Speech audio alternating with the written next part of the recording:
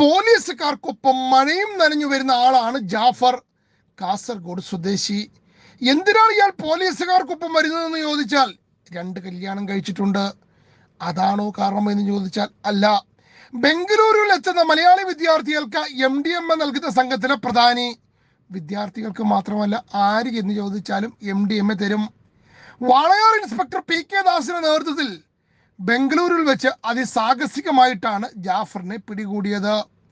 ബംഗളൂരുവിൽ ഹോട്ടലിലെ പണിയാണ് ജാഫറിന്. അത് പറയാൻ ഒരു പണി, പ്രധാന പണി MDMA കച്ചവടം. 2 ഭാര്യമാരുണ്ട്. അവരെയൊക്കെ സംരക്ഷിക്കണമെങ്കിൽ ഹോട്ടലിലെ പണി കൊണ്ട് കഴിഞ്ഞുകൂടില്ല. അതുകൊണ്ടാണ് ഇങ്ങനെ MDMA വിൽക്കുന്നതെന്ന്. ആദ്യമായിട്ടാണ് ജാഫറിനെ പോലീസ് പിടിക്കുന്നതും. അത് വാളയാർ പോലീസ് ആയി എന്ന് മാത്രം. അതിർത്തിയിൽ നിന്നും തുടങ്ങിയിട്ടേ ഉള്ളൂ. ഇനി ആരൊക്കെ പിടിക്കുമെന്ന് കണ്ടറിയണം.